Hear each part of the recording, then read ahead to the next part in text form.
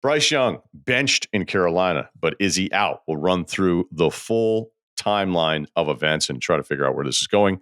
We've got Jon Ritchie from Philadelphia, a little post-Eagles stuff, bigger picture Eagles NFC and the development of quarterbacks, and talking specifically about a guy he played for in Andy Reid. Fresh off the UFC main event at the Sphere in Vegas, Merab's win against O'Malley with Anik and some more UFC stuff, and looking ahead to a John Jones headliner, life advice, and some picks.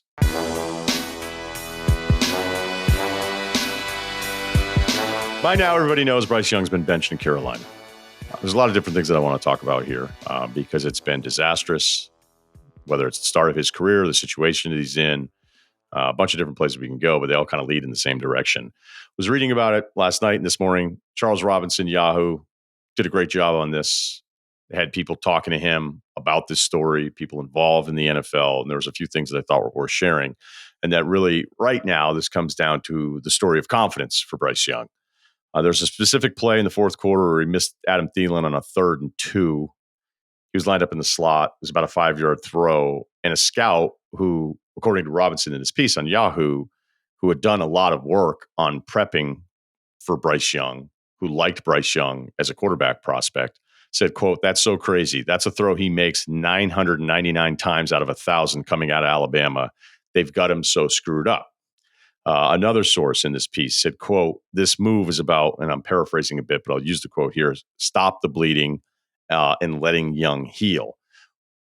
I'm not surprised. Maybe I should be surprised that it's 2 weeks in and the guy's already getting benched after 18 career starts, but it was that bad. And I'm going to get to some of these numbers where even I was looking at the numbers going, God, this is like historically bad, right? But when I first heard the news and watching some of these games from Bryce and just how defeated he looked, and, you know, we can get into the body language thing, but as Bill and I always kind of mess with each other on the body language doctor thing, I just always ask, like, who is playing awful that looks like they're having a great time? Although if Bryce Young playing this poorly, we're coming back to the sideline after another punt going, come on, guys, come on, let's do it. That would be more annoying than somebody looking completely defeated. And at this point, Bryce Young looks completely defeated because when I was thinking about it, for those of you that are still big baseball fans, or maybe at one point were huge baseball fans, there'd be that pitcher, that starter in your rotation where it just break camp, the first 4 or 5 starts, you're like, this guy sucks. But he's kind of penciled in for like 160 innings at least. It's a little different now, but you know what I'm talking about.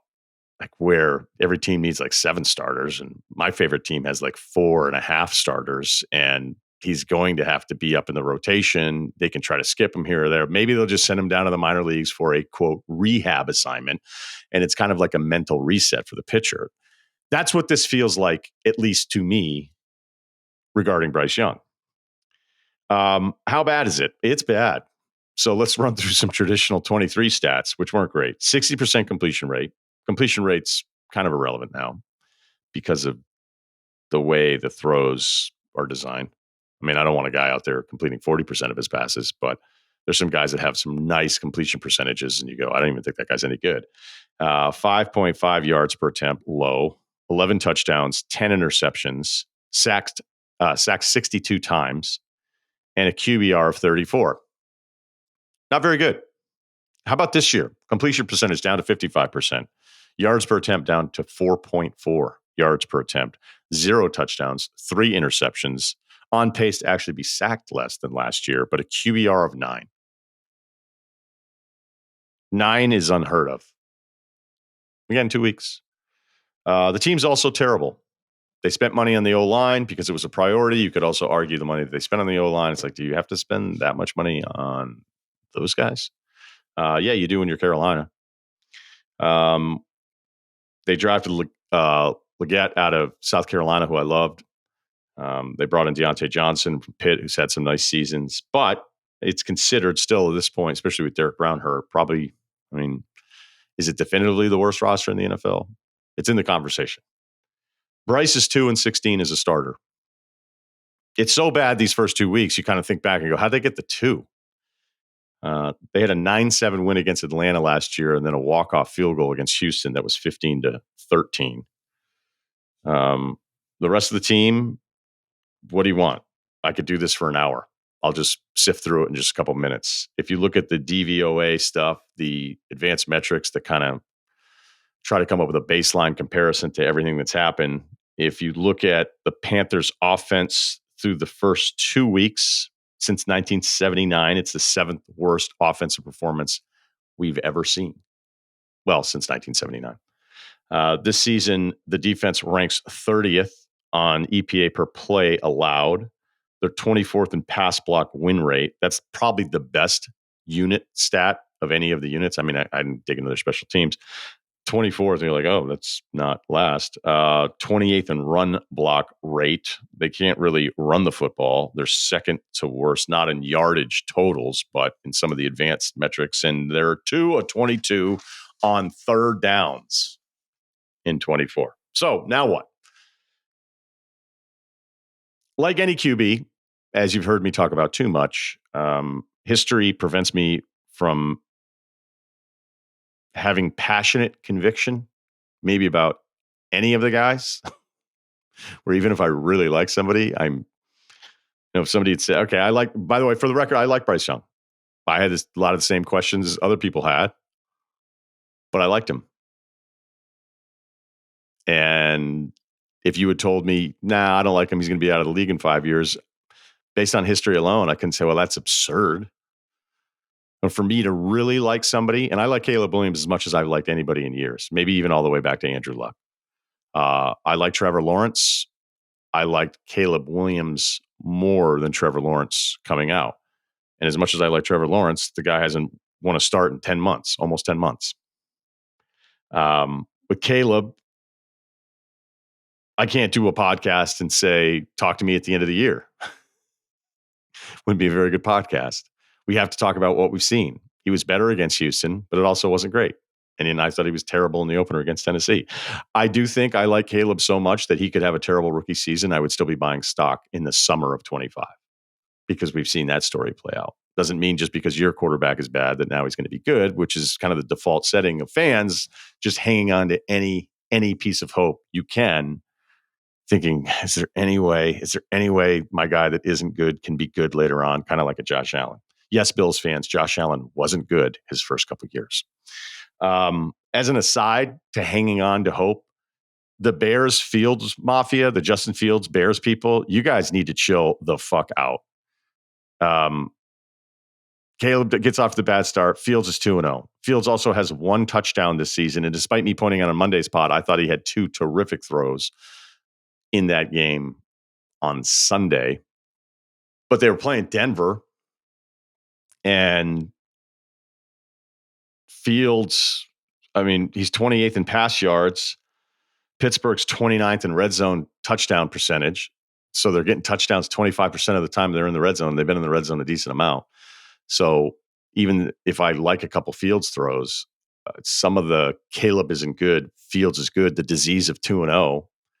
I mean, it's not, you don't even have to dig into what that game is. It's kind of a nice story, but it doesn't feel like an answer to me at quarterback whatsoever. So that kind of gets baked into all the different stuff. And even though I brought up like Fields college stats and say, well, if you like Fields college stats, how come, the Caleb Williams and all that kind of stuff? Well, look, it's pretty simple. I think Fields' job was 100 times easier in college than Caleb Williams was, especially the last season. So what's the point of bringing all this stuff up? Well, the point is that we've seen it now for 18 starts with Bryce. And even this is quick. Even this is quick to pull the plug. And like I said at the beginning, it feels more like a mental reset than it is they're completely done with him. I'd be shocked if I'd be shocked if Bryce Young doesn't start again this season for the Carolina Panthers. All right. I also feel bad for him. If we can allow ourselves to be decent and remove the cynicism or the lack of sympathy, right? At times where it's like, well, whatever, it's going to make millions. Like, he's had a good life.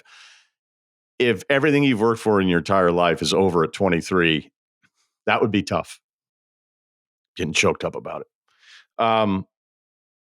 18 starts. Hey, man, it's over. And it feels like, okay, it's over now. I guess, I don't know what over would be for Bryce. I guess over means he never starts again in the league. And again, I think he starts for Carolina this year. I'd be shocked that he doesn't. Maybe there's a kind of Baker Mayfield redemption arc potentially. Maybe there's some kind of, everybody loving Sam Darnold right now.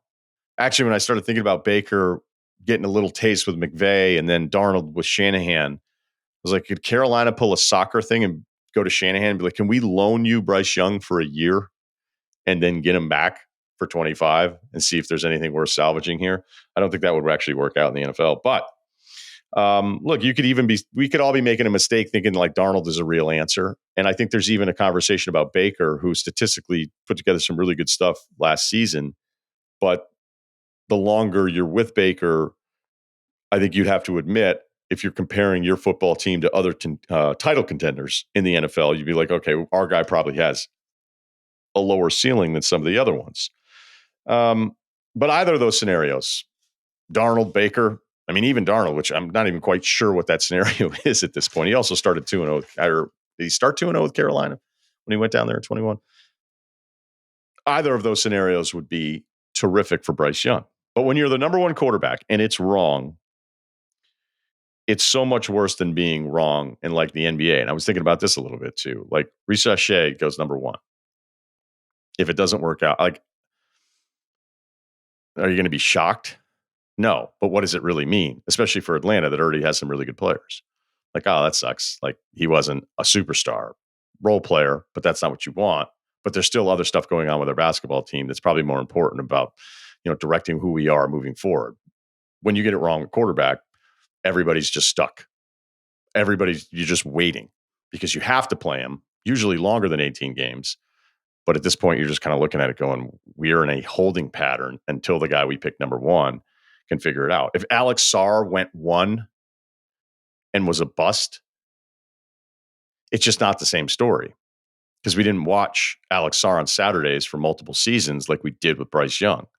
Sarr, if he went one, or let's say he flames out as the number two pick, I mean, he'll be somebody that one of your buddies mentions on the couch 10 years from now, or maybe you have a jersey that you wear to a Chainsmokers reunion show. But with basketball, he's one of the other pieces. With Bryce Young, everything is connected to him, and it's the worst feeling. It's got to be the absolute worst feeling when you have one of those top picks, you have this fan base, and you're so excited, and you're talking yourself into it, knowing that the history isn't very good, knowing what the negatives are, especially with somebody who visually looks so challenged physically compared to the rest of the people running out there on Sundays. You're just like, okay. And maybe some of you are still down there. And I think what I'm presenting to you is there's a sliver of hope that it could get turned around, maybe somewhere else. But it looks like right now, Bryce is headed for one of those careers where he'll end up on another roster again. If he's done with Carolina after this year, he'll end up on another roster. Like somebody will throw. I think Kenny Pickett was a third for a fourth kind of thing, and some sevenths were thrown in there. So it was basically like moving up around. Bryce probably gets you a little bit more than that, or maybe he doesn't, because maybe the tape is that much worse. I mean, the stats for this year are just historically bad. But as of today, the direction feels like a Bryce Young career where he's lost in the transaction confusion. And you look up one day and go, oh, that's right. He's their third quarterback. Just like Zach Wilson's listed as the third quarterback on the Broncos depth chart. Or you may have already forgotten that.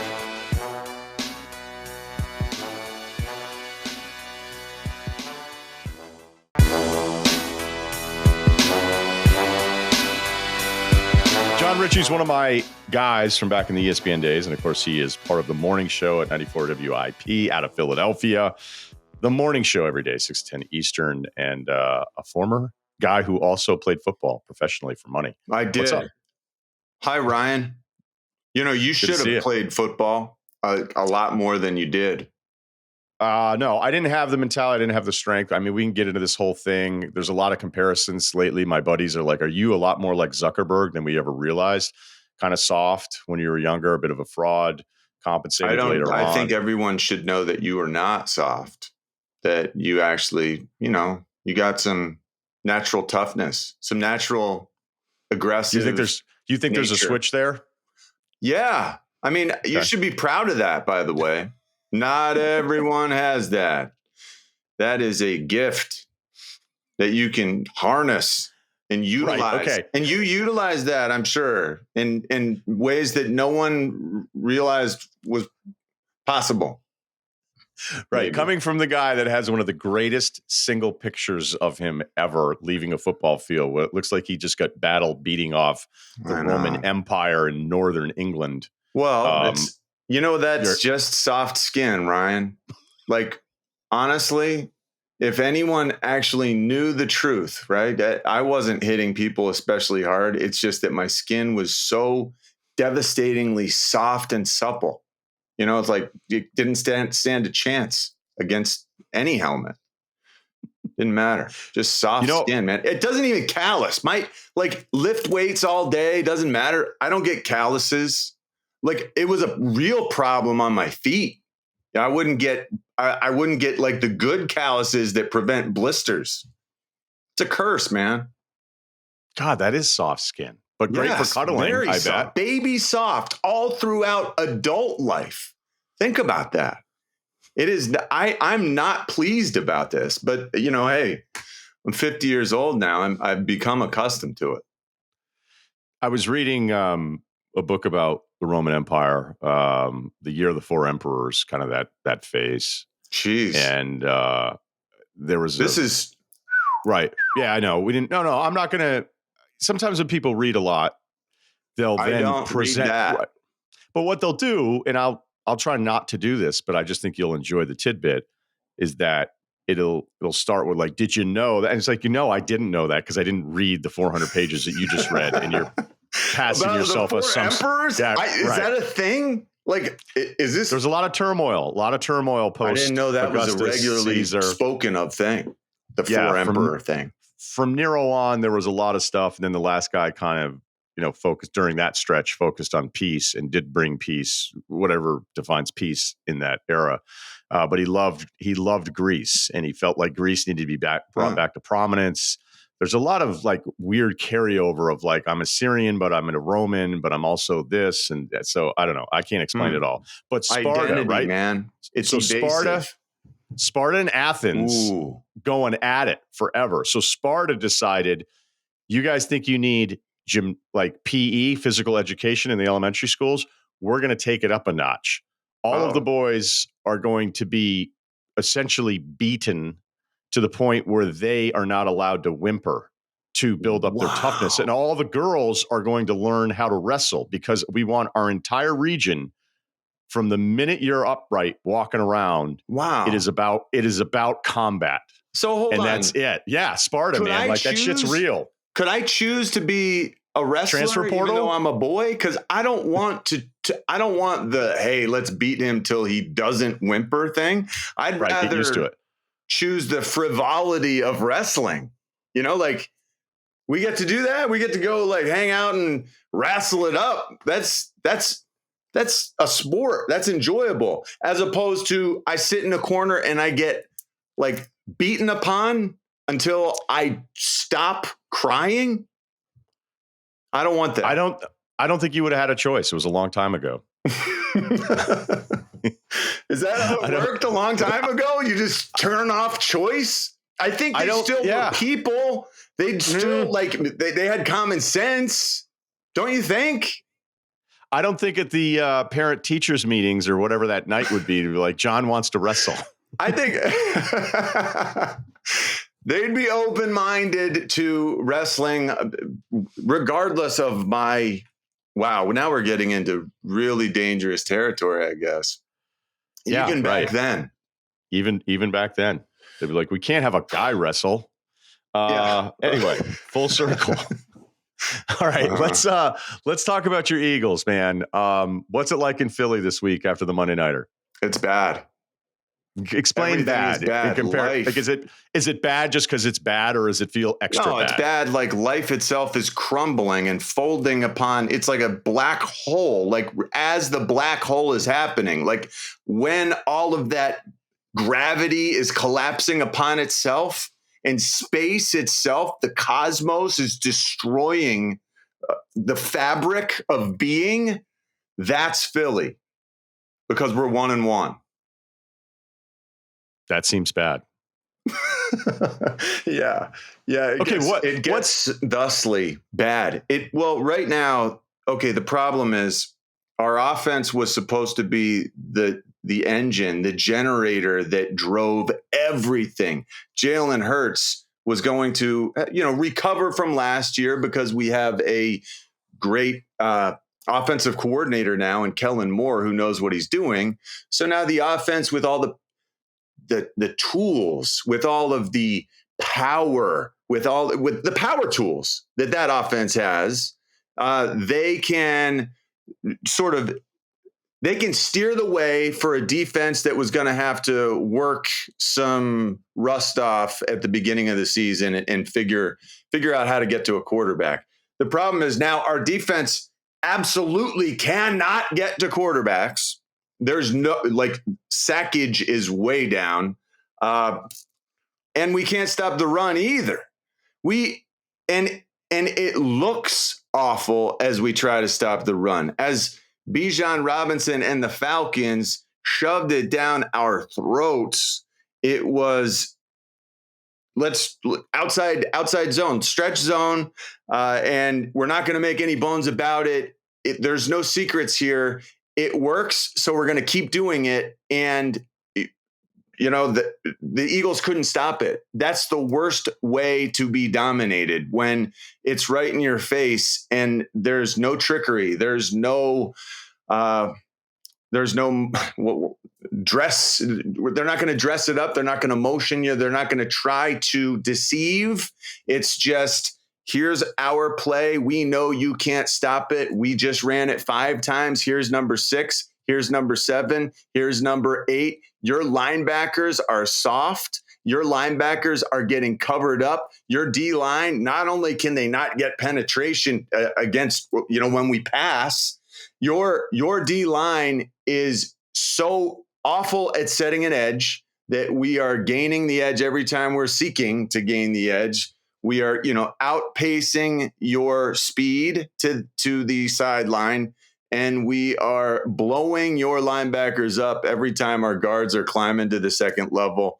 It was decimation for the Eagles' run defense. So not only have we only achieved 3 sacks this year, Milton Williams and Zach Bond. Zach Bond has 2 of them, and he's the inside linebacker that we just brought in this year to play inside linebacker.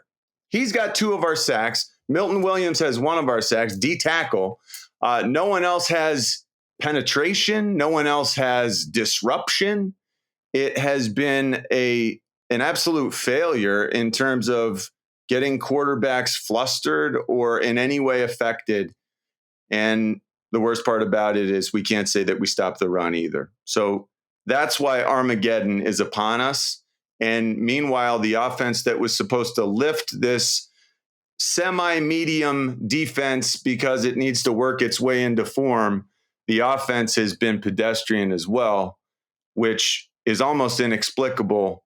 Right now, Jalen Hurts needs to learn to trust the protection that he's been afforded, and he doesn't, because last year was such a disaster in terms of pass protection.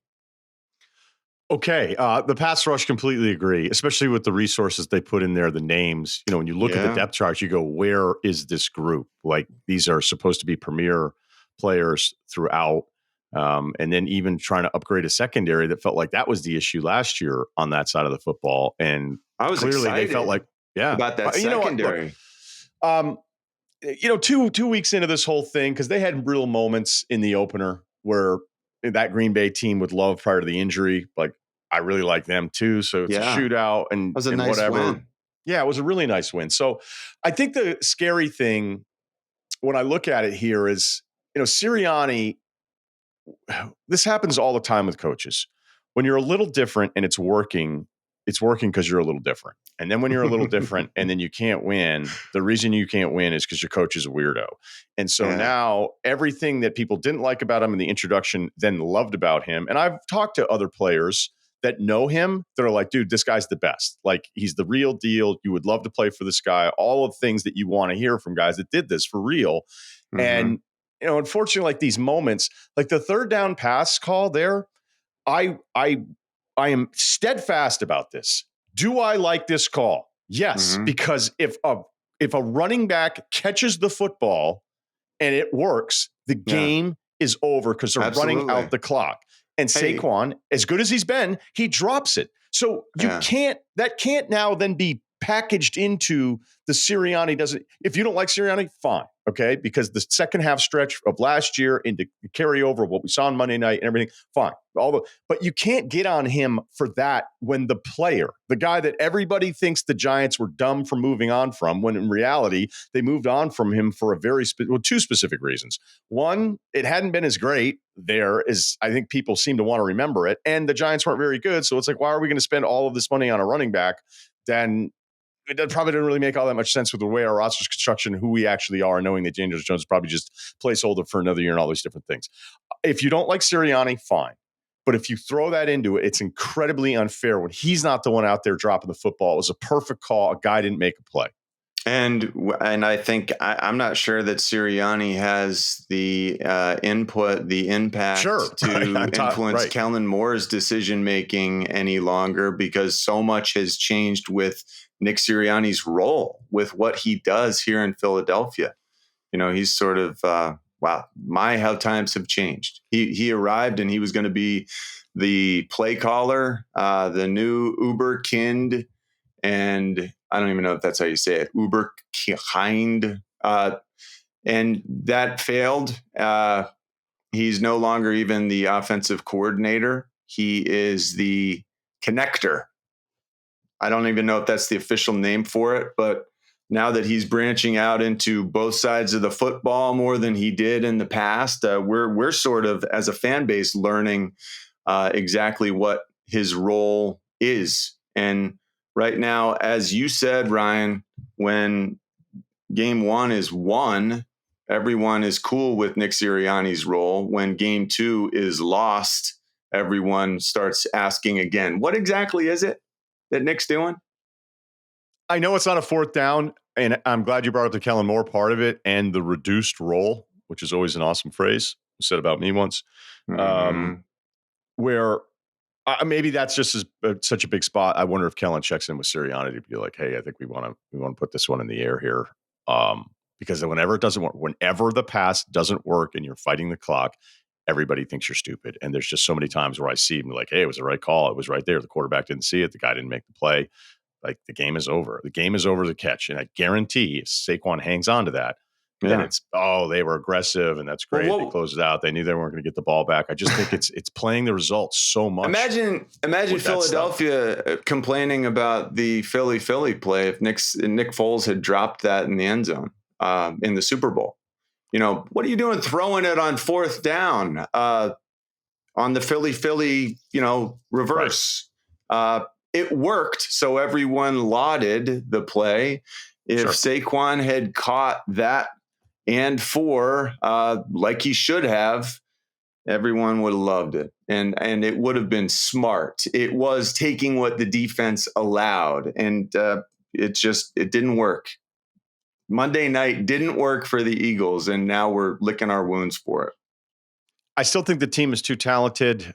Yes. Dallas is in the conversation. They get destroyed by the Saints. Maybe it's 1 week. It's always worth reminding ourselves that even the best teams in both conferences are probably going to have 5 losses, maybe 3 or 4 weeks where you're like, what the hell happened there? The Niners without McCaffrey, kind of a different team. Pass rush from Minnesota has been terrific. They didn't seem like they were ready for it or didn't have, even Debo seems a little behind at this point. So look, when I look at the Eagles, yes, there are talented teams, and it's the same talented team in the second half of last year, even though I still think the secondary was a huge disappointment.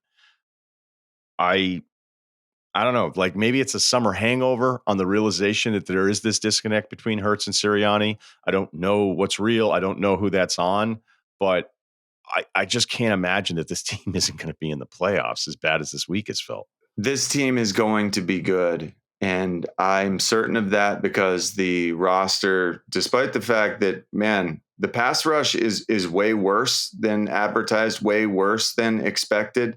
The roster on the offensive side especially, and in the defensive secondary, my gosh, so talented. And it is deep. secondarily speaking, the Eagles, when you look at those cornerbacks, Quinyon Mitchell is the real deal. We don't even know how good Cooper DeJean is going to be because he'd been injured for a lot of camp. But we in Philadelphia really feel good about the youth and in that defensive secondary and the versatility. That is really something. We are well equipped on that side of things. In the secondary, we don't feel as good about the D line. The linebackers, man, it is about as disparate between week 1 and week 2 as you get. In week 1 in Philadelphia, we're saying Zach Bond had 15 tackles and 2 sacks as inside linebacker. This is a new era of awesomeness. This is linebacker. Philly's going to value the linebacker position, and we have a guy who's going to make plays like this. And then all of a sudden, Zach Bond, week 2, it's like he's Velcroed to blockers and getting dominated with regularity. I have no idea if we have linebackers that are going to hold up with Bond and Nakobe Dean. And I'm positive that our D-line, which is really led by Brandon Graham in his 15th year coming off the edge. Brandon Graham is an incredible football player, and he can set the edge, and he knows where to be. He knows where his help is. He understands leverage, but he's in his 15th year. He's not going to be able to do what you're hoping. He's not going to be able to do it all. We need an infusion of talent and youth and something else on the defensive front if this Eagles team is going to get where it wants to be. And then on offense, too, with AJ out with the hamstring, so he misses week 2. It looks like it's going to be a couple weeks. They're going to have to figure this out without him, but it is worth mentioning. I think we're good on Philly. I want to talk about quarterbacks with you because Bryce Young gets benched, and it's been a disaster in Carolina, ownership down. But at some point, like, you have to get out there and make some plays. And somehow it was even worse to start the season than it was for last year, as I mentioned in some of the opening numbers. But I don't know. Let's start here. I don't know. I've heard all the different theories. I've heard people being very convincing about this, that if you're a young QB and you come in and it's the wrong situation, potentially great QB could be ruined forever. I believe that is true. I think that confidence absolutely matters, and that if you tip that confidence scale too far, you can break someone. David Carr. Who knows what could have been, but they tried to break him. They certainly tried to break him at the start of his career because he was just getting destroyed all the time. But let me add it to, like, I hear the Patrick Mahomes sits out the year. He's got Andy Reid. Do you think there is a version of events where Mahomes ends up with a terrible coach, talentless roster, can't protect him, and then Mahomes is holding a clipboard year 3? Like, I don't believe that could happen.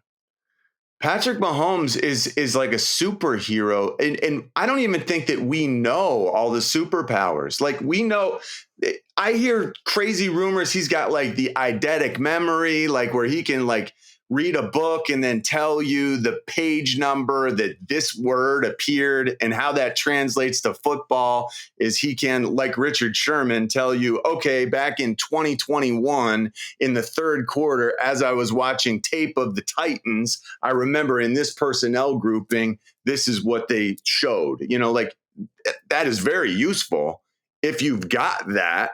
I've heard Patrick Mahomes has that, and he can use it, which is incredible. And then to top it off, he's got the most fantastic bazooka of an arm anyone has ever seen. I think he's just that special and that unique that he would have found his way through the clutter regardless. But maybe I'm naive. Maybe I've watched too many Disney movies, Ryan. Okay, maybe Mahomes is a terrible example because he may go down as the best to ever do it back there. Yes. All right, so here's how I would group it. Here's how I would group it. The guys that were going to be great no matter what. And I don't know what percentage of total quarterbacks it is. Maybe it's 10%, maybe it's 15 or whatever. And then there's the people that Like there's certain draft classes each year where I go, okay, I watched enough of that guy on Saturday. Like, no way. Him developing into somebody on 3rd and long in the NFL that I would trust, absolutely not, because I didn't trust him ever. And he had one read, and when he came off the one read, he didn't even know what the hell else to do. And now he's just going to be able to do that in the NFL. So then I'll have kind of that group where I think they're all kind of lost. I feel like that middle group is discussed as like a majority of the quarterbacks that come in now, in that the failures are more attributed to the situation that they're in. And certainly I would not try to argue against, because I agree, like once you are shot, once your confidence is shot, it's very hard. And then it's like, hey, go get it back now on Sundays on that field with all these other people. Go find your confidence again. That's a huge ask. But Sure is. maybe my position is that I'm arguing that middle group isn't as big as I've heard it described elsewhere. So, like, let me ask you about Andy Reid. Okay, you played for him for a couple years. You played for what? Gruden, Callahan, and Andy Reid. Yeah. What is it about Andy on offense? From like the first day you go camp, everybody reports, this is who we're going to be on offense. These are the things that we're going to try to do. What does he do? And then add to that, like, obviously it works because we know his resume. It's consistency above all else with Andy Reid, and it consistency on his part, where you know exactly what you're going to get every single day, and there is a respect that everyone in that building has because of his gigantic football brain. And it just, I mean, talk to him for 5 seconds, which is what you do when you catch a pass in practice, because you're going to run 70 yards to the other side of the field where he's standing watching practice. And you know, as you run through the end zone, he's going to be giving you a tidbit. He's going to be coaching you up in some capacity. Guys do that when they respect their head guy, when they respect him in every way, as a person and as a coach, as an X's and O's guys, and also as a father, as a just as an individual, as a person.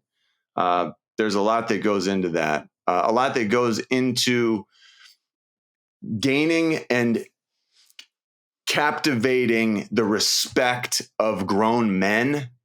And Andy Reid consistently does that and continues to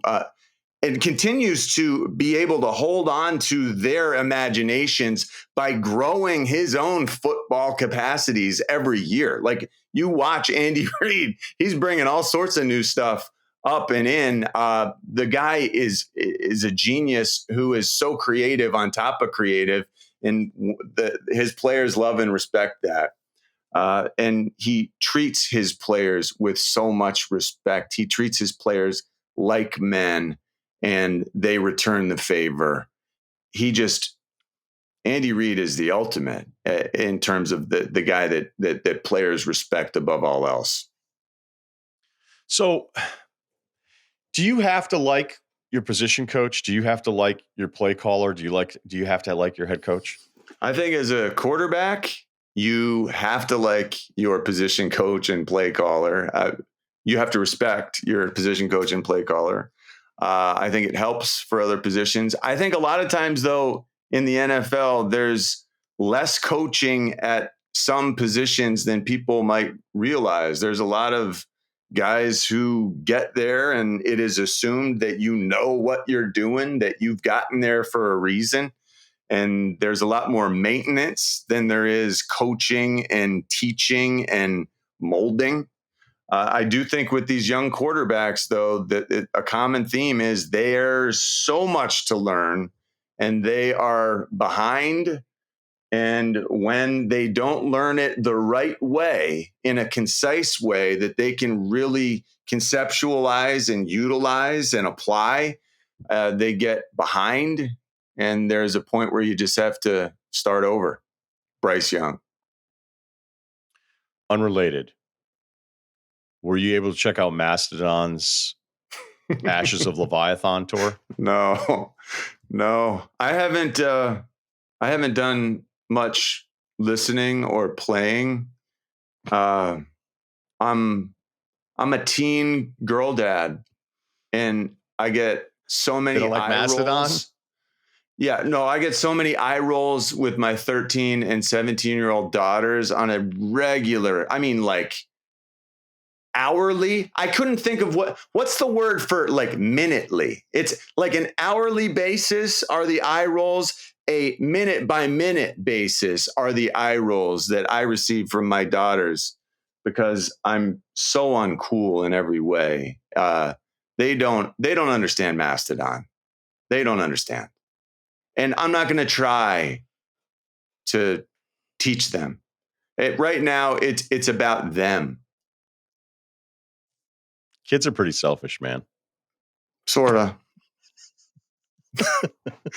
We are too. I'm just kidding. I'm kidding. No, it's going to go down as one of the great regrets in my life when you don't have kids. I didn't mean not having kids. It's not seeing Mastodon this summer with this tour on what I think is one of the greatest concept albums of all time. And when they were in Los Angeles, I wasn't here, and I was looking at it going, do I just fly to Chicago for the night? Do I fly to Chicago for the night? They're playing the CD for you, man. They're doing it for you. Do you go to Chicago for the night and then turn it back around? And it's just so hard with the football weekends. I think that might be worth making that effort. I don't think I can do it. It sounds like this is much bigger than I initially realized. It's a perfect album. It's a perfect album. It's just so good. And I love concept albums. I just don't understand why we don't have more of those. I mean, if I were in a band, that'd be the first thing we do. Like, all right, if I started a band this week, I'd be like, all right, guys, everybody sounds great. Let's do a rock opera. Yeah, sick panel collection, but we need first 3 albums are all concept based, and then we can get the singles later on. I agree with you. Where did this creativity go? It's just automatically assumed that is not the path. I don't know why.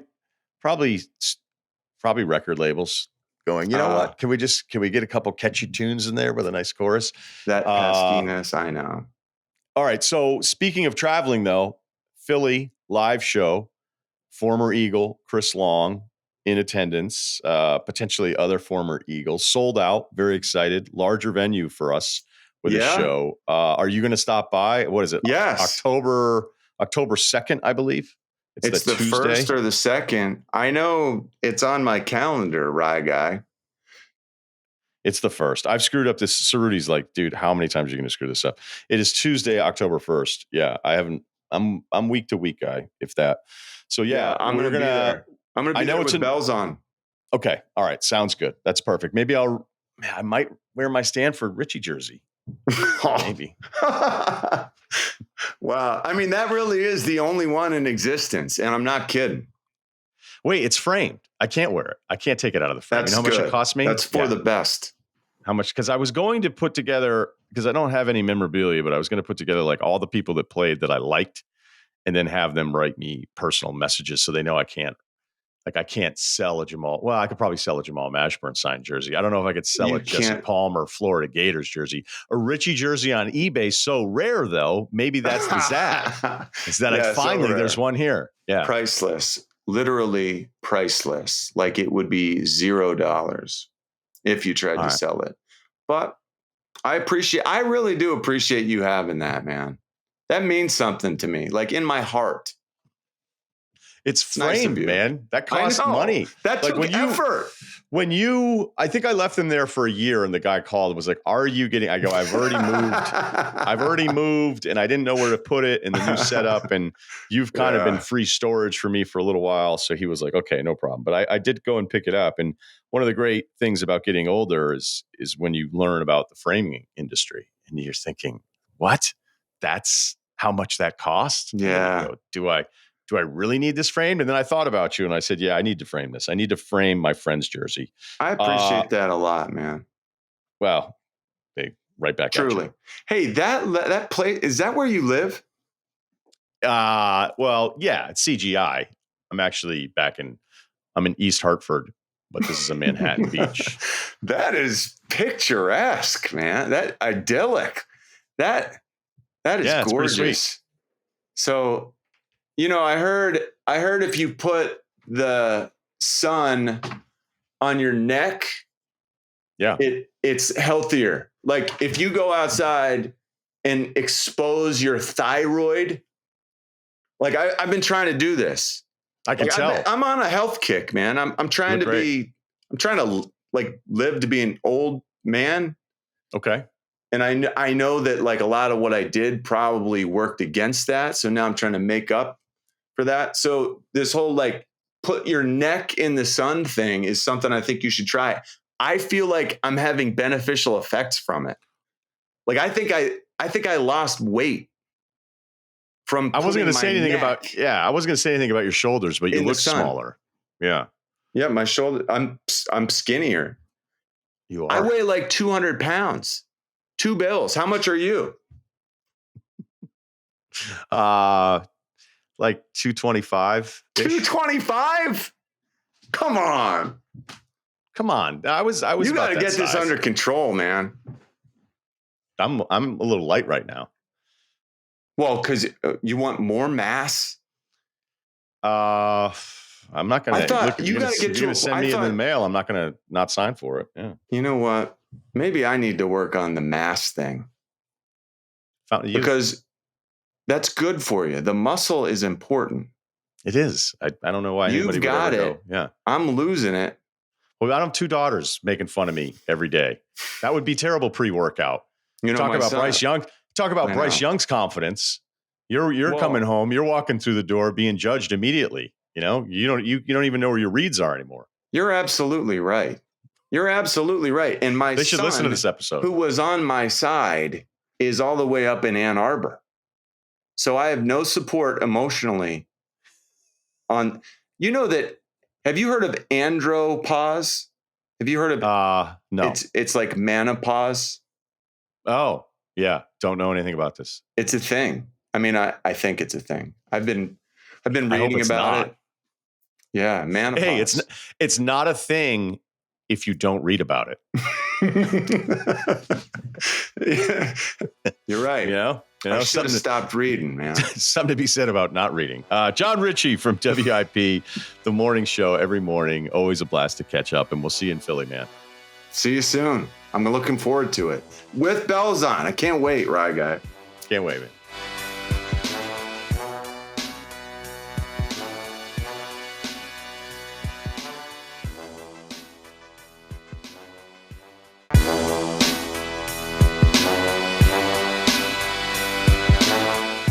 Longtime friend in the business.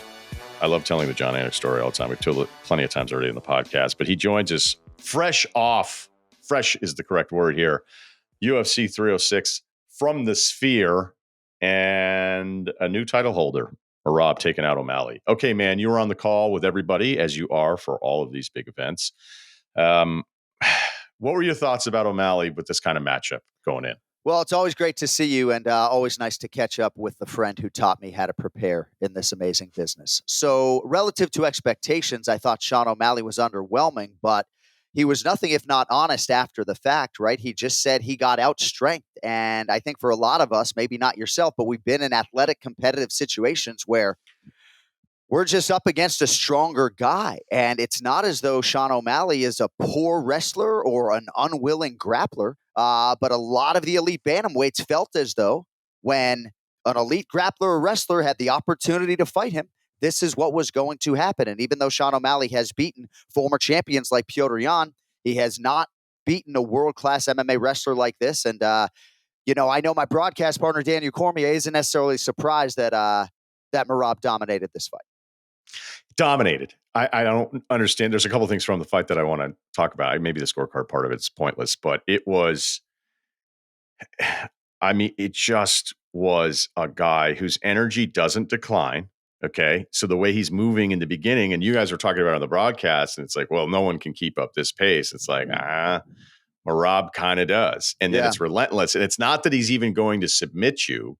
It's that he's just going to wear your ass out for every single minute. And O'Malley's obviously worried about exposing himself to takedowns with every strike attempt, especially with his distance and what he can do. But it wasn't that he beat the hell out of O'Malley. It's that he was physically dominating him for 25 minutes.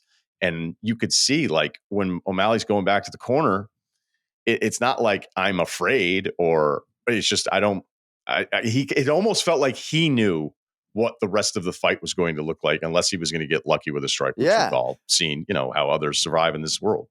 Well, and I think that's why his head coach and his best friend, Tim Welch, had the tenor and the demeanor that he did. A lot of people are criticizing Tim Welch for not being more urgent, but I actually like the corner advice, trying to isolate one combination that he actually thinks his athlete can land to end the fight, because you're not going to outpoint this guy. There's so many asking for the right followed by the knee. I did think that because at some point I thought Tim was going to go, "Hey, motherfucker," right? Like, all right, because it was calming. It was, don't worry, you're the champ, show. All of that stuff was really good. I thought maybe at one point he would go, "Hey, you've got to just let it fly now because you're so far behind at this point. So who cares about getting submitted?" Well, it's not as though Tim Welch, as a relatively young coach in the business and former fighter, couldn't solicit advice from someone like Ray Longo, who obviously has a decidedly different approach in the corner. But I don't know that Tim Welch and this corner needs to step outside of themselves the way the MMA masses think they need to right now. Like, they have cornered him in big fights in adversity-filled spots against Petr Yan, and they've realized success. So I just feel like he ran into the much better fighter here. Sean O'Malley is a counter striker. He is a kick-heavy guy, and you can't kick a whole lot when people are diving at your legs. And still, in that fifth round, if you want to criticize Tim, and I didn't intend to come on here and spend half my time defending him, but his athlete landed a consequential blow in round 5 to the body, and perhaps another athlete wouldn't have been able to take it as well as Merab did. But the story here is Merab, and in terms of the motor, Ryan, like Colby Covington talked about being 8 years old on a soccer field and recognizing he had a third lung, right? I knew I had the opposite. I was always the chubby, winded kid, right? So Merab is just on a unique level when it comes to a combination of just God-given ability, maybe cardiovascularly, the will, and then I guess just a mental toughness and a desire that maybe normal men like me just can't relate to. Okay, Longo was great in the corner, by the way, your guy. Yeah. Because he just, we're very early on. It's like, all right, you felt his power, felt O'Malley's power. It's not there. Like, just run through him. Just run through him. Right.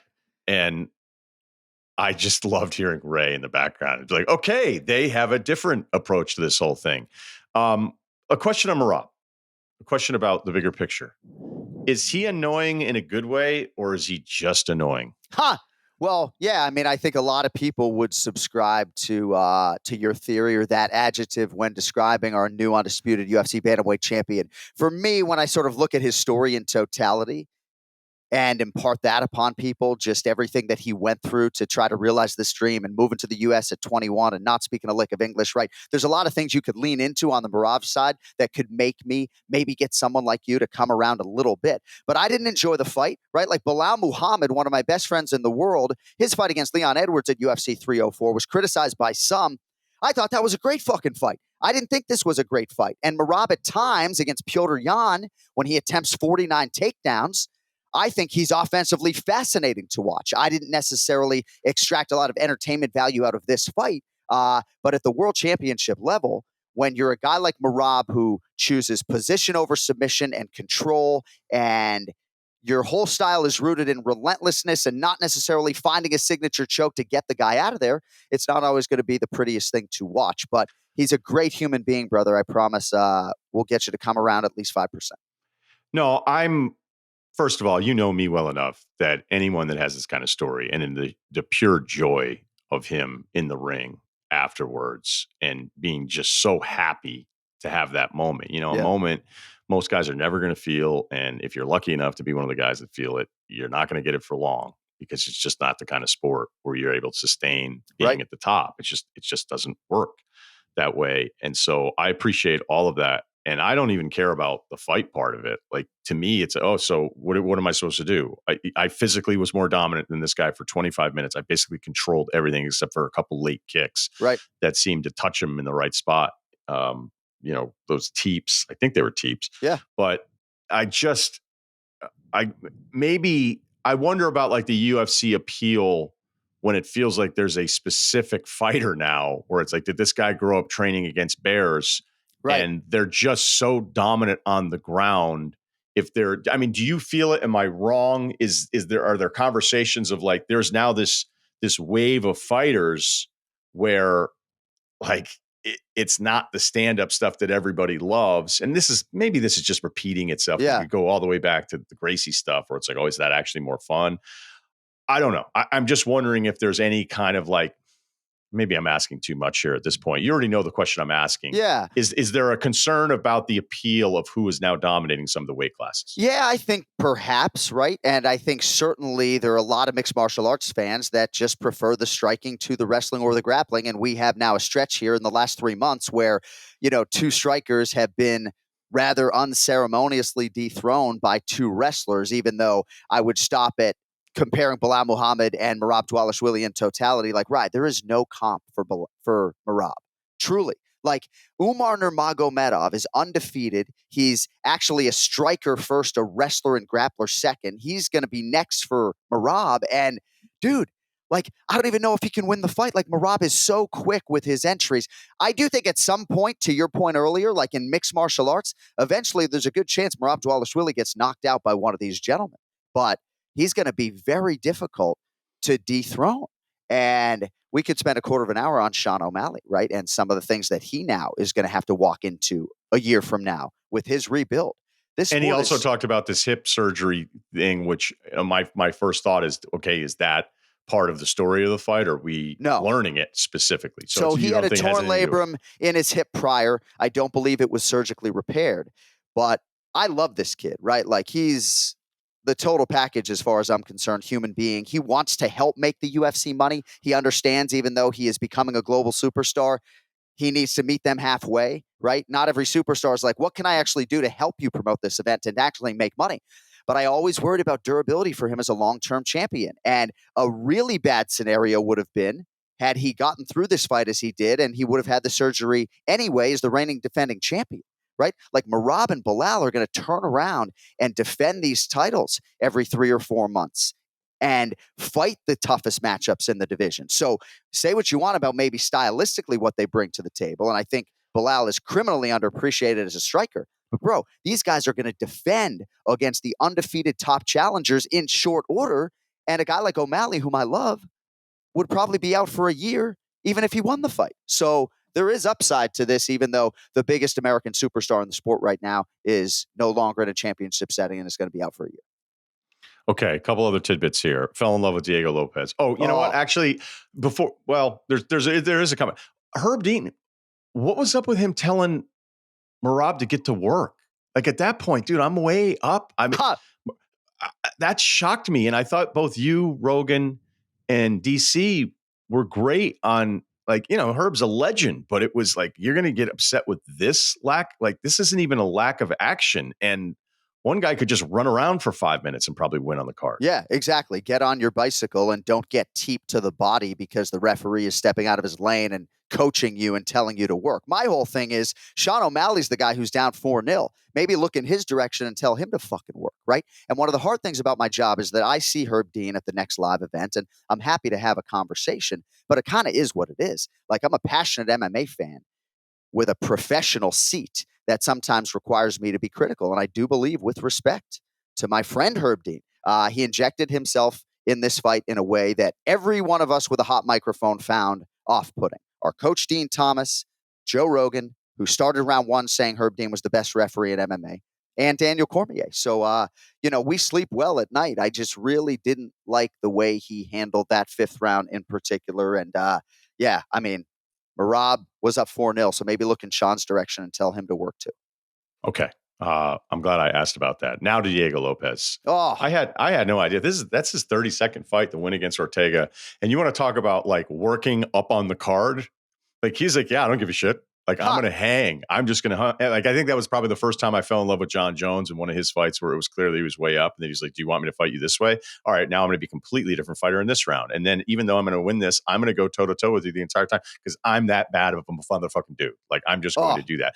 Diego Lopez, the constant, and look, Ortega's a good fighter. Unless you want to correct me at any point, I thought, like, that's somebody who loves to fight. And I know it sounds like, well, dude, all of these guys, I don't know. Like, that is a different level of, like, well, while I'm in here, why don't I try to beat you up a little bit more?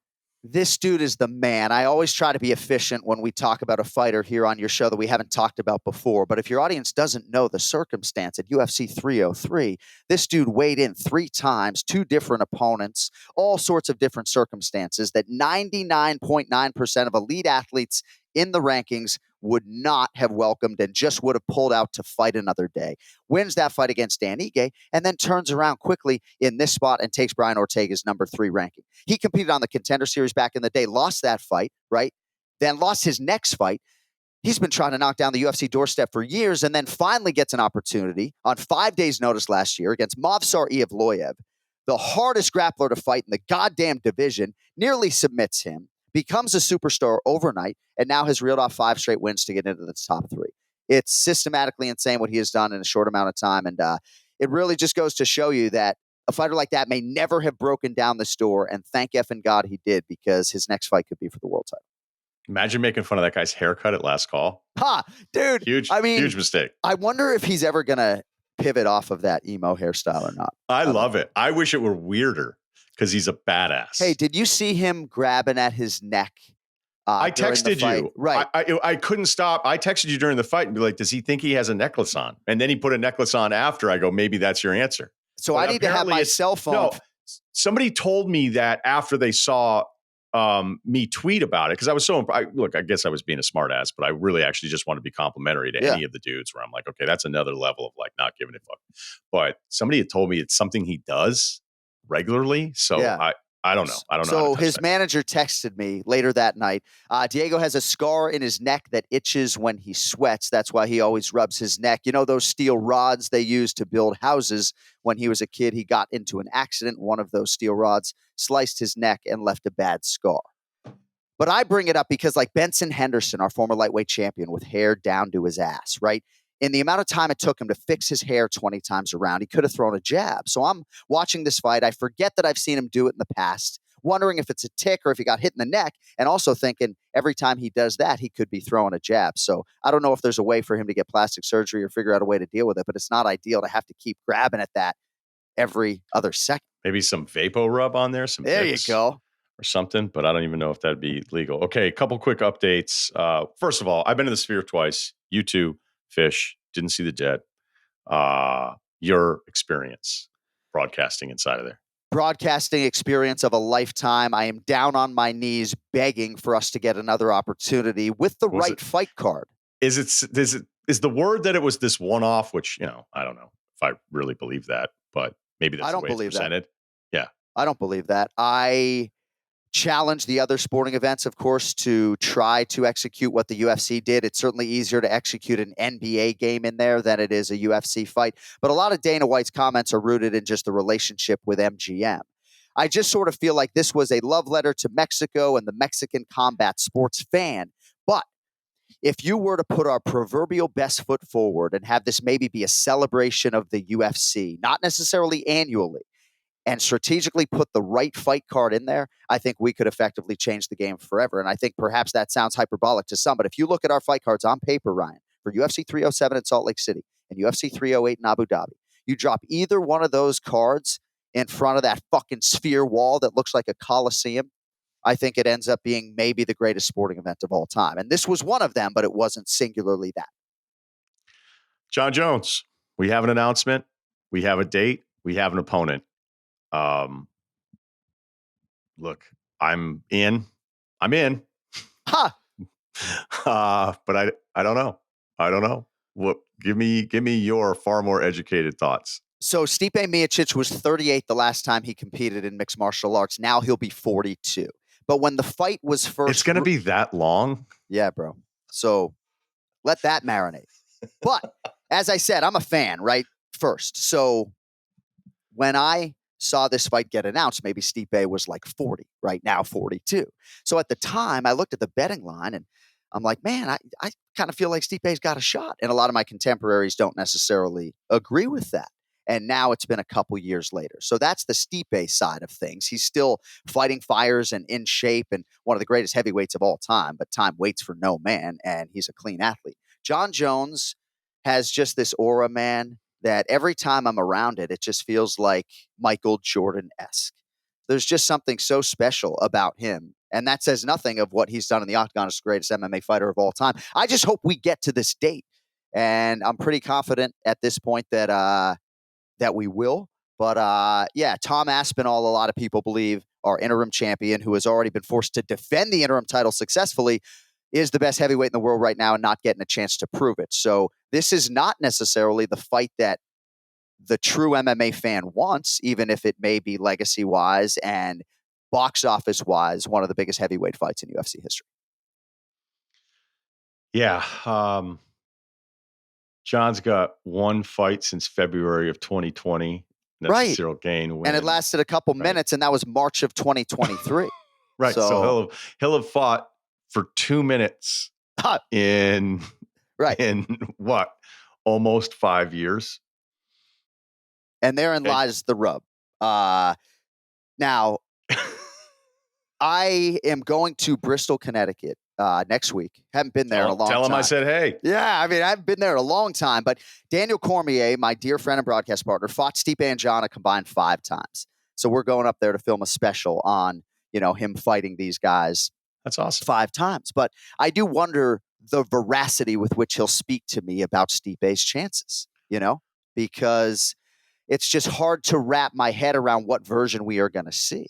And it's a one-off for Stipe, It's a paycheck. It's an opportunity to beat the greatest of all time and to go out as the undisputed UFC heavyweight champion. But Tom Aspinall might even be favored to beat Jon Jones. And we have a much less competitive fight on paper, at least according to the odds makers here. Okay. Last question. Yeah. Roommate game. Chatham, Cape House. There's one room left. Bunk bed. 3-day weekend. Rank who you'd most want to share the bunk bed room with for 72 hours out of these options, first to last. Okay. Dana White. Yep. Joe Rogan. Yep. Bruce Buffer. Ha! Conor McGregor. Oh. All right, so I spend a lot of time with Buff, so even though he's a dear friend of mine, we don't need more recreational time with Buff, so we'll put him 4th. He's last? Yeah, and he's the guy who I'm probably closest with. I'll put Rogan in that 2 slot, right? Because we just had so much fun together rehearsing at Sphere. We don't normally rehearse, and we rehearse so much, so that was really fun. Dana White would be number 1 because there's just so much that I feel like I could extract from that man if I just had like 15 minutes of his time one-on-one. And Conor McGregor in that 3rd slot is, I think, recreational purposes only. So we'll go Buffer 4, Conor 3, Rogan 2. But as long as Dana White will take the top bunk, Dana White's the number 1 choice. I need some one-on-one time with the boss. Yep. Smart answer. Maybe that pivots into the McGregor question where it's still this lingering thing fans want to see just for the spectacle, just for the entrance. I was thinking about entrance music the other day as DJ Shadow's album was being, and I always think about entrance songs, and DJ Shadow has a couple on what is one of the greatest albums of that genre to ever make it out. But being in the building for Conor is unlike anything I've ever seen. Yeah. I've ever experienced in sports. So just that spectacle alone, even if you're rooting for the other guy, is worth it. And that spectacle, even though it may feel fake, because I would say based on the recent footage, that does not look like a guy that is locked into combat right now. No. So is there a way for you to give us a great answer on like how it's, again, I know Dana's not talking to you about this stuff, and I don't want to put you in a tough spot. I'm just trying to figure out a way, and I've done a poor job asking the specific question of just how is he discussed as even a potential headliner again in the sport? Well, it's tricky, right? There were rumblings that back during the global pandemic, this dude was trying to fight at the UFC Apex. But when you're making 12, 15 million to show, you're going to be prevented from doing so. And maybe mentally, physically, recreationally, he was just in a better space than he is right now. I would go back to your point, right? There's UFC 300, right? And then there's a show at a venue like Sphere, and then above all of these things by a pretty significant margin is a Conor McGregor UFC pay-per-view.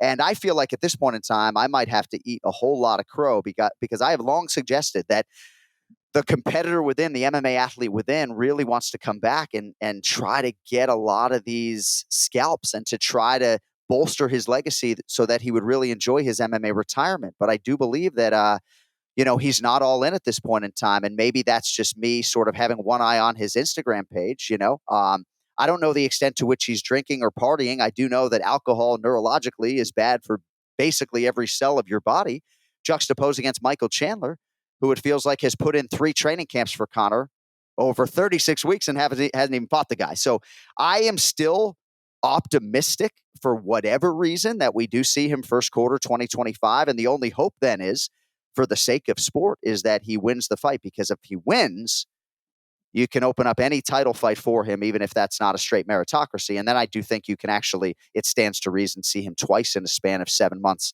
as crazy as that sounds. So I think he'll be back. But, the visuals right now in terms of the way he looks are not great.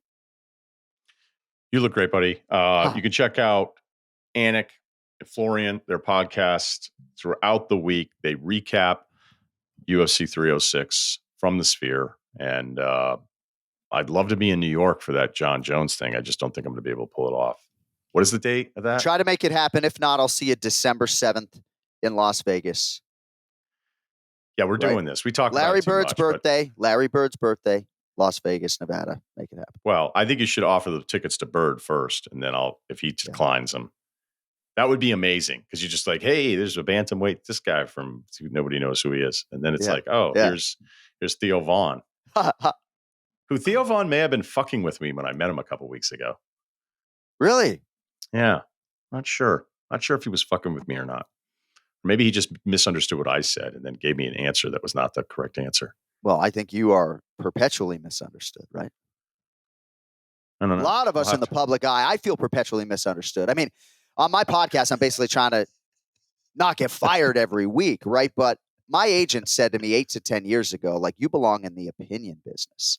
But yeah, sure. But if somebody told me I could call the Super Bowl, I'd figure out a way. Right. Yeah. So man, look.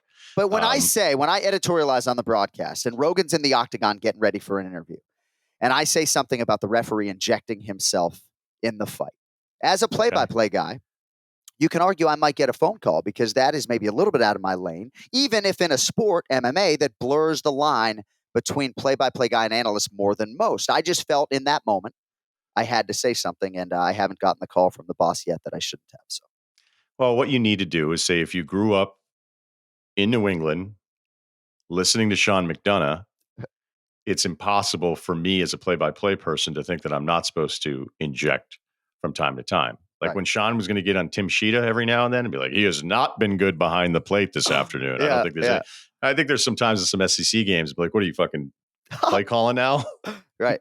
Yeah. Like I'll admit that I may go like, you upset with their run pass ratio. Right. Like, Right. You know, you want to give the cowboy a hard time. Get on Joe West all day. Yeah. So I think that's a lot of us that grew up, because Sean was just so good at going like in the smarmiest way possible of letting someone have it. So that's your defense, at least the first time if you're getting called in. I appreciate it because I know that you don't look at it as, how can I be an opinion person during this broadcast? But I thought at that specific point, I don't know, it was worth it. Hey, you see that cut? You see that cut, huh? You see a Rene Aldana's cut? Are you squeamish or no? I'll close out after a little while on a cut like that. I don't need to, I'm not at the operating table. Like, I don't need to keep looking at it. Right. I don't see it and go, oh my God, like I can't look at it again. Like, I didn't like to watch Nip Tuck. So maybe I am a little bit more squeamish. Yeah. Pep was always, like, you got to watch Nip Tuck. I go, I just don't like watching surgeries and stuff. But when I saw her cut, I looked at it. I think I looked at it a couple times, but I don't, there's nobody's waiting on my prognosis, so I can move on. I don't remember a time getting that squeamish about a cut. Like, I seek it out. Like, I want to look at all the pictures after the fact. And you're a chronicle of history. This one hit me in a different kind of way. But hey, tough sport. All right, man. We'll talk to you again soon. Jon Jones. Yeah, let's talk hopefully after the Jon Jones fight and not before with an announcement. How's that sound? All in. Chips to the All center of the table, buddy. Thank you. All right, perfect. Jon Anik.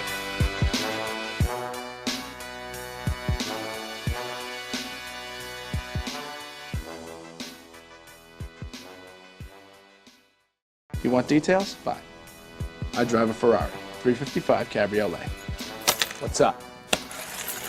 I have a ridiculous house in the South Fork. I have every toy you can possibly imagine. And best of all, kids, I am liquid. So, now you know what's possible. Let me tell you what's required. Life advice, email address, lifeadvicerr@gmail.com. Kyle and Steve, welcome to the program. What's up? Any updates? Any quick updates? We don't need it. We saw each other 48 hours ago, right? Anything new? Any divorces? No. Nope, got nothing. No, we're good. Still got the same amount of knives as I did on Monday, so I haven't found What's your anything. knife count at? Yeah. The FBI You know what? didn't get called. That might be a good way to start the show, though. Just update us on a knife count. Maybe not 3 days a week, but just maybe a quarterly check-in. Just keep it. Yeah, I think I probably safe. have like 4 or 5. That's probably about it. I just ordered myself a nice Benchmade. I'm going to give it to Chris Long as a gift. I don't know why I just gave that away. Yeah, Yeah, damn. we're gonna have to cut that, dude. Was that supposed to be like a stage reveal, or can you do that stuff? And I don't know that he listens. okay, Not It's a gonna busy worry about guy. Yeah. it. If he finds out, maybe Somebody will I'll tweet switch at up him. the gifts. Maybe I'll keep it. It's a pretty sweet knife. Kyle's like, I'm interested. I don't know if I've even heard of that name. It sounds like it's too rich for my blood. They're not. Yeah, they're not entry level. I'll tell you Right. that. They make a nice blade. Is this Google like it. tactical? Is this for like fishing? What's the purpose? It's Seems like an outdoorsman sort of knife, right? It is. Well, they have a few different options. Now this is turning into a live read form, but Knife pod. yeah. If you guys want I like to have one send on the some, boat. that's fine. I like to have one on the boat. Yeah. Okay. Fair. Cutting lines, in case I get it. Got to be prepared for an unexpected boarding. We had a tarp situation the other day, man. Boaters get it. Like these mistakes are going to be made. It's the pirate situation in Manhattan Beach. Probably not great. Probably all right. Low. Good. Keep it safe. We're off to a start. I love it. Yeah, we are good to go. Okay. All right. I like this one. A little different. Making the most of an unexpected layoff. Love the show. Here's the deal. 35-year-old attorney living in Baltimore. A few weeks ago, I got laid off from my job at a tech company. Didn't see it coming, but I wasn't exactly crazy about the place either. So not too broken up about it. I like this guy. Moving on, turning the page emotionally. Silver lining is my area of law is in demand right now, so I'm not too stressed about finding a new role, which will probably pay more and be better for my career anyway. All right, this guy's turning everything into a positive. That's where I could use some life advice. I'm single, never married, no kids, or really any domestic responsibilities of any kind. My legal specialty isn't tied to any specific location, so I can pretty much move anywhere in the country. Financially, I do or did okay. Not well enough to fuck off and not work for a year, but I'll command a decent salary wherever I end up going. I've always played it safe and made conservative, boring choices in my life and career, but I want to make the most of what I feel like a somewhat rare situation in adulthood to make a big change without really needing to think about anyone but me and what I want to do. Of course, I'm thinking about the usual factors like finances, professional growth, etc. But what are some of the less obvious things I should consider professionally and or personally as I figure out my next move? Oh, wait. So I thought this guy was like Severance and had some free time. He's just talking about moving? I thought this was a little different. Thought it was a little cooler. To go find yourself. Period. Yeah. Yeah, because I had a couple different. We could pretend it's like that. Yeah. Do you want me to just pretend that's what the email was? Yeah. All right, Like you'll be let's do it. fine, dude. But for anybody out there who actually is laid off, here's some thoughts. The only time I've lost a job was the layoff at Sporting News affiliate in Boston. And that was 05 into 06. And it's one of the nastiest things that's ever happened to me too, because the Sporting News guy that was kind of overseeing this contract extension that I got, we negotiated. I had an agent sign the deal. Thought I was going to actually make like real grown up money. And there was some sort of disconnect on the other side. And they were like, well, fuck that guy. Don't sign the contract. Never gave me the raise, called for like 4 weeks. I was like, what's going on? And then they let everybody go. They basically closed down the station. Ironically, Anik stayed on there in whatever capacity, and he was still kind of on the air. So I had like severance for a month, but it was severance based on like a $38,000 salary. So it wasn't like I was going to start like partying. And I was always worried. I think this does relate to the email a little bit, but like post the window that you could have to do something. I've had 3 of them and I've just decided to work. So I did Celtics TV and then I tried out at ESPN that following February. And then I just basically worked every weekend for like 3 years. The one where I probably could have gotten away with having a little time off, but I took almost 0 time off, was at the end of 17, radio show, still had like a year left of my contract, significant amount of money that I still was going to be owed, because when they were switching the slot and giving Stephen A my slot, it was like a 3rd line of the front page of the contract. It was like, this can't happen unless mutually agreed upon. So I was like, okay, well then I'm not doing this. And they were like, if you take your money and don't work, you'll never work here again. And I was like, I don't care.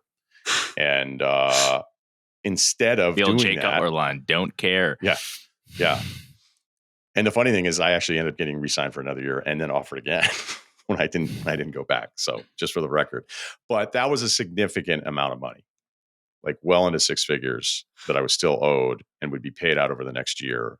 And looking back, I probably should have gone to like the south of France for like 3 months and just said, fuck it, you need a break. Anyway, you've been grinding this whole time. And but instead, a week after we had come to this agreement or disagreement, I was like, hey, maybe I do a podcast. So that way I don't disappear because I can't work anywhere else for 8 or 9 months. What I could have done is, hey, let's start a podcast. We'll start it like in March. And I would have been fine. But instead, I was like, no, I want to start immediately, because then I was like trying to write and I didn't want to do nothing work-wise. That was a huge mistake looking back. And then there was also like a weird COVID stretch when I had moved into a house and there were no games on. And I was like, pack up your car and drive up and down California. Really do California, gang, just like the t-shirt says. And maybe even veer off into Montana, around Wyoming, Idaho, whatever. So I did none of those things, none of them. And sometimes when I see an ad for California, or I go on Zillow and be like, what's shady cricket all about? I regret knowing that you could have gotten away with it, but I was always afraid of not working and then what would be available to me. So I can't really get mad about doing it because things worked out. But in your case, I would say you seem totally okay with all of this. You're probably getting some kind of severance. You have no responsibilities whatsoever. Don't sit on your fucking couch and check your fantasy lineup nonstop, because those 4 weeks or 8 weeks are going to fly by. So if you're actually wanting to use this answer, is like, write a list of 5 cities down. Go visit all of them. You know, you're young enough where it's still probably going to be fun. Hit up all these different places, and then, you know, boots on the ground data kind of deal here, where you have a little bit more input, and you know, I'm all for just going crazy for it. But again, some people can't stand the idea of being away from family, which I totally get. I actually admire. Some people hate the idea of getting a new network because it is really, really fucking hard unless you don't care about it. Some people move specifically to the job. It sounds like it doesn't even matter for you. I would get out there. I would be Captain Severance. I would explore, and I would just start figuring out, like, how much fun would it be afterwards ranking the top 5 cities? You could have a little reveal with your network in Baltimore, unless you don't have any friends, you don't care, because that's where you're going to move. I don't know, maybe it's because of my age, and there might be something to that, but I kind of never feel like I deserve a vacation. Like every time I use my vacation time, I'm pretty much flying back to Poughkeepsie, and I'm being guilt tripped by my parents, and also it's my favorite place or whatever. But I'm never like, you know what, we should just, I'm already like, God, we're spending money on tickets. So maybe that's just like the way my brain works. So like, if yours doesn't work like that, like I regret that, when I travel across this country, it's pretty much for work. I'm not like, should we just go see what, I don't know, New Mexico is all about? I mean, this is why Kyle brings the whole crew to all these shows. He's like, this is my vacation.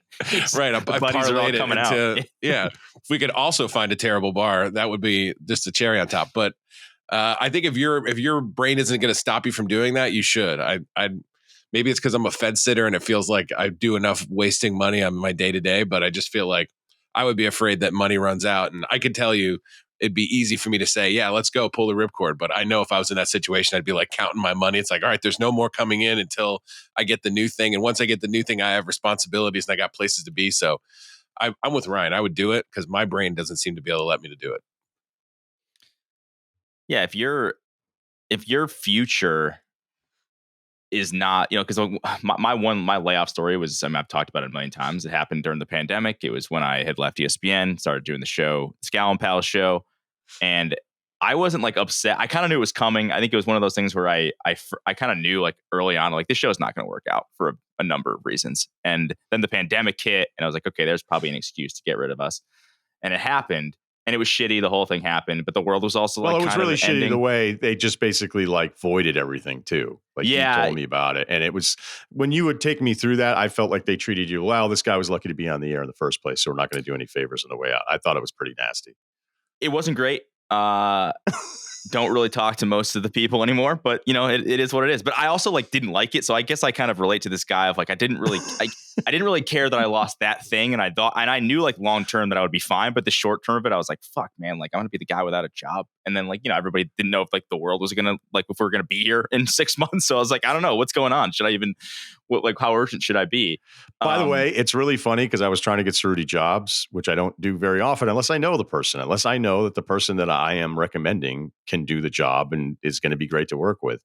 And since you've had this run here, which, wasn't overnight that you get you the job here, but I've had like 3 prominent people go, why didn't I hire him? And I'm like, I don't fucking know. Like, I don't vouch for anybody. Well, and I'm calling you going like, hey, bring him in.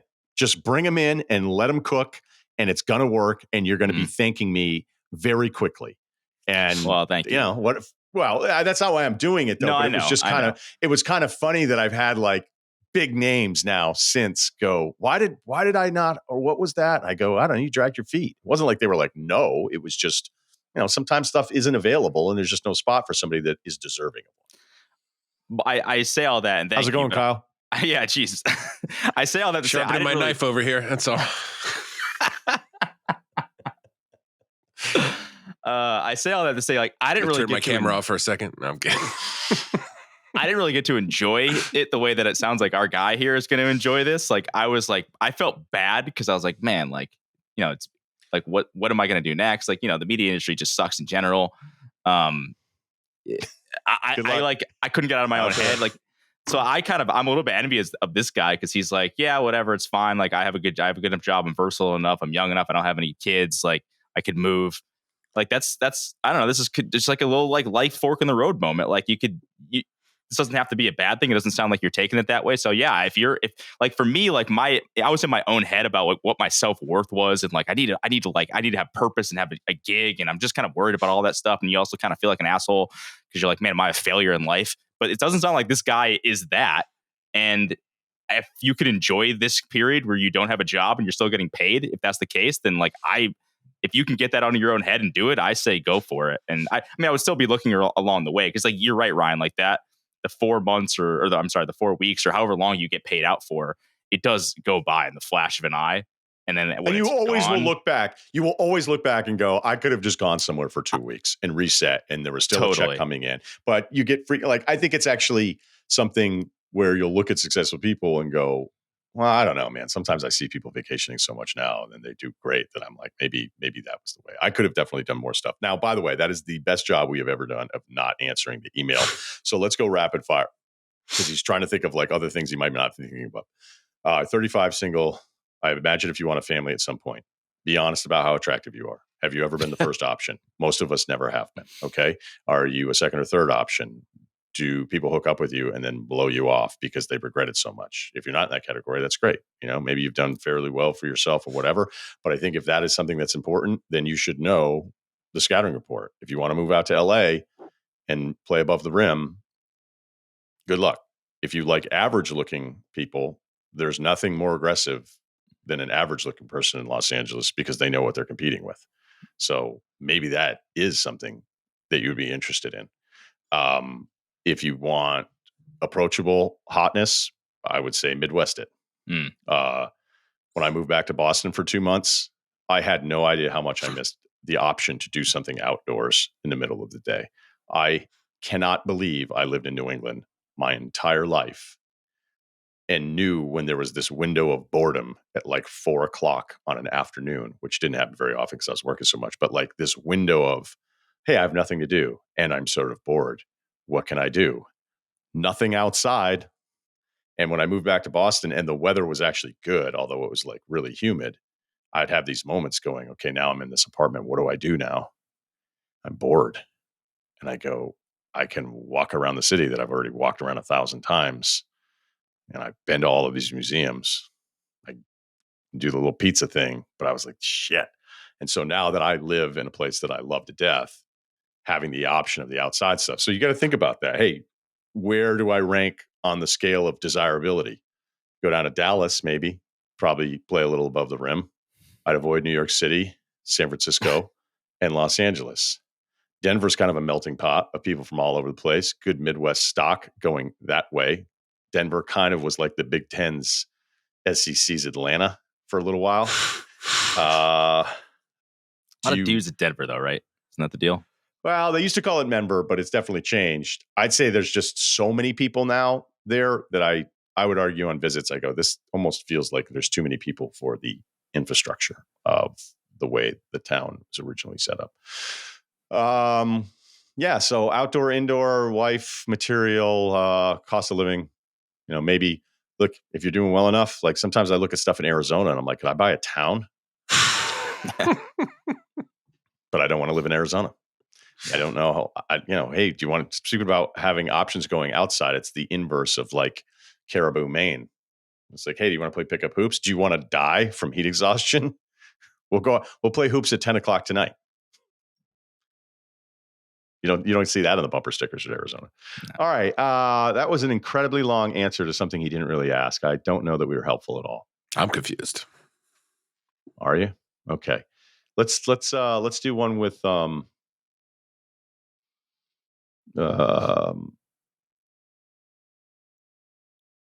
don't know. Now this is like a Friday feedback thing that we're getting to later today. So yeah, I should mention that. We should tease this. Friday feedback. We're taping it after we tape the pod. It'll be up in the YouTube channel Friday morning. So look out for it. We're gonna do those YouTube exclusive. Yeah. Okay. This is a good one. Unhinged youth football coach with a twist. Longtime listener, second time life advice writer. Wow. I don't know if we read his or not. Did we read one about somebody being hit by a Chevy Tahoe? I think so. Yeah, we did this. We did. And he was like, I'm a little upset she's underselling the size of the car, the make and model, all that stuff. And I think we agreed with him. Wow, Kyle, great recall. Well, I had a school bus hit me story that I remember that just jumped in my head. I remember that. Good stuff. Okay, my 7-year-old son loves sports. He's played 3 years of baseball, 2 of basketball, even tried soccer. Sorry, not for us, Steve. He watches ESPN for fun, can sit through a full baseball game without issue, and loves Suns basketball. It's a blast to watch him develop this sort of love for sports that I've always had. We've never been big football fans, but this fall I decided he wanted to play, so we signed him up immediately. Before the first practice, I gave him the football is a bit more intense than baseball talk to get him ready, but boy, did I underestimate how intense it would actually be. When we showed up, the boys warmed up for 10 minutes. Then it was suicide sprints immediately. After some light running, they jumped right into Oklahoma drills, 2-on-1 tackling drills, then open field drills. Mind Oklahoma you, this drills is for 7-year-olds? My God. I thought those were like outlawed in high school at this point. Yeah, 6 and 7-year-olds, because he says this is a team of first and second graders, almost all of which have never played before. They're nearly all brand new to the sport, being thrown into high-impacting tackling drills before even being taught how to tackle. And while the head and assistant coaches are screaming at the top of their lungs, they're not hitting, running, or trying hard enough. Things only went downhill from there, with the climax being our head coach getting thrown off the field at a friendly scrimmage with a team across town over a rule discrepancy. Mind you, there was no ref or scorekeeper. He lost his mind in front of the bench, leaving our players afraid and asking what they did wrong. Jesus. We've had coaches yelling at kids for having asthma attacks on the field, for not knowing their blocking assignments and when they were never taught them in the first place, or for having to use the bathroom during practice. Again, 7-year-olds. Here is the question. How would you approach your situation? It's obvious to me and almost every other parent on the team that the 2 head coaches have some serious problems, but I get the sense that I'm going to have to be the one to speak up. That's something I have no problem with, as I don't mind a good confrontation. Yeah, love it. But there's one more element that makes things a bit complicated. I have superpowers. What? I'm just kidding. I am a pastor of a large church in a pretty small community. If this exchange goes the way I think it will, it may be a tough look for me in my line of work. I don't know. That's actually one of those physical confrontations where you can't really lose. You're either the badass pastor or the guy beat up the pastor. Warrior right? monk over here. Crazy. Yeah, right. I'd like to try your Wu-Tang style. All right. So at the end of the day, I want my son to have an experience that grows his love of the game and for him to have coaches in his life besides me who help him shape a well-rounded young man. Thanks in advance for the advice. Wow. Really well written and also horrifying all at the same time. I talked too much in the first one. Kyle, you want to go first? I mean, listen, I'm not a parent, so I won't say what you should or shouldn't do here, but I mean, I would be flag footballing it until like you're approaching middle school, not like 2 years out of kindergarten, but that's just me. This sounds like I mean, first of all, it sounds like maybe you pivot and go to a different team after this, or you dig in and you get around, you're like, we should impeach this coach. I've been on a team that impeached a coach.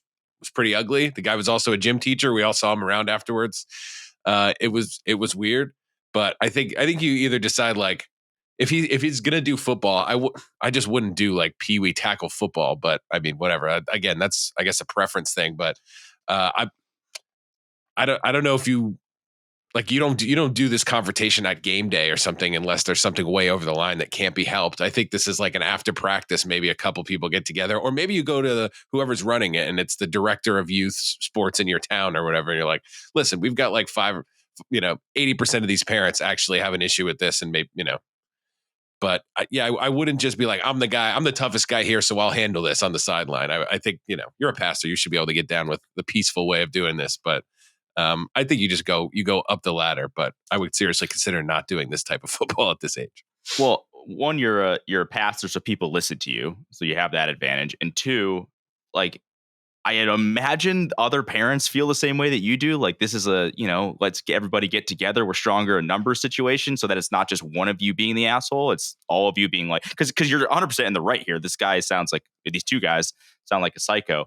And I'm with you, Kyle. Like, flag football at age 6 and 7. Not only does flag football seem more fun, but certainly at age 6 and 7, it seems like a little bit more of a better idea overall than tackle football. So I don't know. I just think it's a strength in numbers thing. Like, you don't have to go at this guy by yourself and be like, hey, dude, like, you're screwing up my son. It's like a group of 5 parents that I bet you could round up a bunch of them and you guys can kind of talk this out. And if he's like a psycho and doesn't really want to take, any advice, then I guess you kind of have your answer. I did have, when I was 12, we were playing like the Little League World Series travel baseball thing. We were trying to, qualify for that or whatever. I did have both of my coaches get tossed out of a game once for arguing with an 12-year-old. And at the time, I thought that was really cool. And I remember just like getting older, being like, coach loves us. Yeah, no, I remember just getting older and be like, yeah, that was kind of weird. Like, he got tossed out of a 12-year-old, youth travel baseball game. Like, that's a little bit aggressive.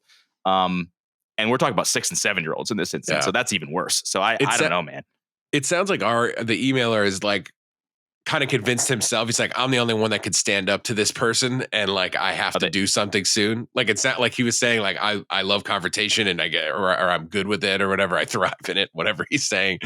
It sounds like he's getting ready to like, he's like, it's me or we all just keep getting trampled. So I try to change your perspective before you come in too hot. Cause it sounds like this dude also runs a little hot as well. So I don't know. I definitely wouldn't do this game day. Maybe end of practice on a Wednesday. Yeah, your status in the community should give you probably the best starting point of any other option. Okay, right? So that's a huge positive. You said you don't mind confrontation, which tells me that, you're willing to say what you are thinking to somebody. But one of the coolest things about confrontation is when you go into it like, I'm not going to get mad. He can say whatever he wants. And I'm just going to be concise. I'm just going to go, hey, I think this is, for this age, too much. And he's going to lose his shit. And he's going to yell. He's going to say, hey, what do you know? And if I didn't have a knee injury and, I could have been, and all this stuff. Like, a lot of times these coaches that lose their mind, they're compensating for something that happened with them. We had a guy in my minor league baseball, in Little League baseball, my Little League semi-pro run. Yeah. Semi-pro. It's on the Instagram. got drafted. I was down in, extended spring training, but, my arm was. Stint with the red team. Yeah, I decided I just wanted to be on the air because this is way cooler. He was, I think he'd been in the minors somewhere. I also think he got shot in Vietnam. So, I mean, I liked him. My dad got along with him really well. Everyone else in the town hated him because every single Little League game that he was involved in turned into some referendum on whatever. I think there was like a half an hour delay in the rain because they were arguing over whether or not like an 8-year-old was wearing the proper first base glove. I mean, it was really weird shit. Like I think back to all this stuff and I'm like, my God, this stuff was crazy. And it was just all of these parents and coaches and umps and these figures. And like, it was just all about their bullshit. Well, 7, 8, 9, 10, 11. I think I played until I was like 13. I don't know. And you just go, this isn't even about us. It's about all your bullshit. And that's really what it is. And it's unfortunate that it happens so much. So I do think because of what you said about being a pastor, it's going to be tougher to yell at you, even though he's probably going to yell at you. And if you just take it and you listen and whatever, and just go, okay, I said what I needed to say. And if you're as calm as possible, which is hard to do when somebody's yelling at you, it may actually have more of an impact because of your standing than you just having it out with the guy and fucking almost coming to blows where, you just walk away from it and he's probably going to get in his truck and think about what you said once he's calmed down and wonder, because you're right. Like this isn't a toughness thing. This is stupid. 7-year-old kids, some of them are probably still figuring out how to tie their shoes right. You've got the bathroom part of it. And like Oklahoma drills, you're right. Like I think they're outlawed at a lot of colleges or just coaches don't do that kind of stuff anymore. Unless you want to go with the other option here that I thought of. And that would be start playing soccer again. Well, there's that. Wait a second. Can priests have kids? Depends on the religion, right? The pastor can. Oh, pastor. He didn't say priest. He said pastor. Yeah. All right. I just did a quick Google. Okay. Yeah. Well, that was talking religion on the pod. Sorry. Sorry.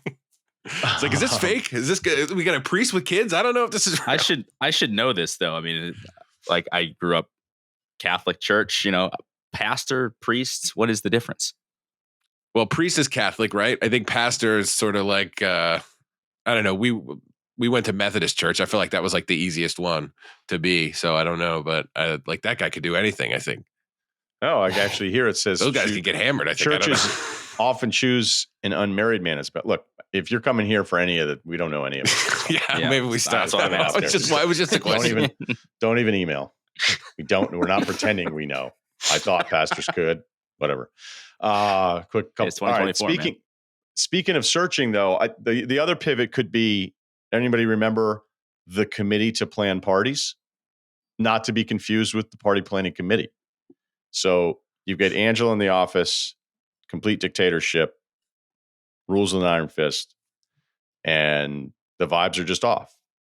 And so then Karen and Pam, probably Karen's idea because it was cool, they decide to start the committee to plan parties and have a dueling party. It may be that you just go around to some of the other parents and go, Karen? We talking Aaron? No, Karen. Who's Karen? Karen. Who's Karen? Only the biggest mistake. Oh, no, sorry. life. That was Jim's. Yeah, okay, sorry. Yeah. Derailed you twice. Sorry. She was a fucking manager. Yeah. Pam sitting there back there faking her sales numbers. You may. So are you suggesting starting another staff? No, just go, hey, who wants to join Flag? Building a new program. All right, with bathroom breaks. This is how the Oklahoma USFL drills. got started. Yeah, just, hey, do you want to start a new league?